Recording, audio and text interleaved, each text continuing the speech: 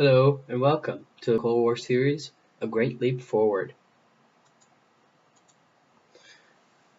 Okay, so the Great Leap Forward was an economic and social development campaign launched by the Chinese Communist Party in the late 1950s.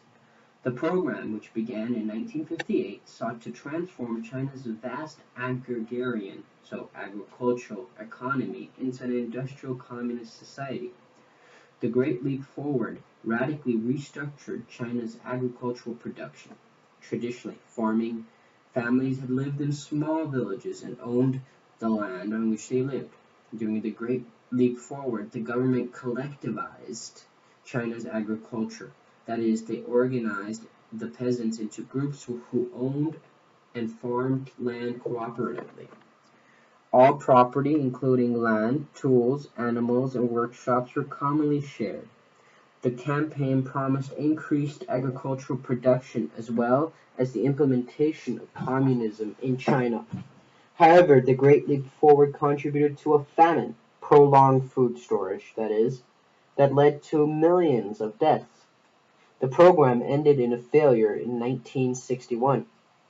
The government of Mao Zedong launched the Great Leap Forward in 1958. Mao and his supporters were dissatisfied with the existing Soviet model of industrialization, which focused on the development of heavy industry in urban areas. The Chinese communists believed that this approach had created a widening gap between urban and rural societies.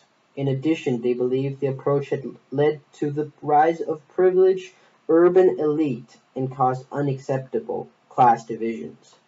To avoid similar problems, the Great Leap Forward focused on the industrialization and collectivization of China's countryside. It also called for a renewed commitment to communism. In the early stages of collectivization, family farms joined together into small collectives. Later, the collectives further expanded into communes, made up of thousands of households. The government told the communes what crops to grow. It also set production quotas. That is, it established specific amounts of the goods to be produced. The Great Leap Forward aimed to reform China's industrial production. Many peasants, regardless of ability, were put to work on large-scale industrial projects. The plan also emphasized the use of small-scale rural industry. The communes were expected to be self-supporting, making their own tools and equipment from local material. The government urged commune members to build small, backyard furnaces to produce iron and steel. Ultimately, the Great Leap Forward was a disaster. Much of the metal and equipment produced in the communes' backyard furnaces was of poor quality. Also, the increased number of people working on industrialization projects led to a dangerous decrease in agricultural production. Communes over-reported the amount of grain they were harvesting to meet quotas, and the government in turn increased production quotas.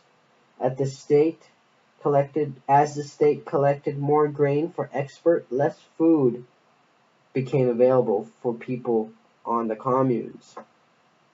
A famine soon followed, leading to tens of millions of deaths. The Communist Party initially denied that there was a serious food problem. The Great Leap Forward was cancelled in 1961 after the famine and the economic devastation could no longer be denied. In the years that followed, private plots and farm tools were returned to the peasants, and the communes were gradually reduced in size. However, some communes remained in place until the early 1980s.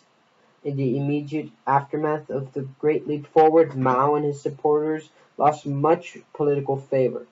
Such moderate Communist Party members such as Liu Shaoqi and Deng Xiaoping rose to power. Mao went on to launch the Cultural Revolution in 1966 to regain power and to enforce strict communist principles. Thank you for listening.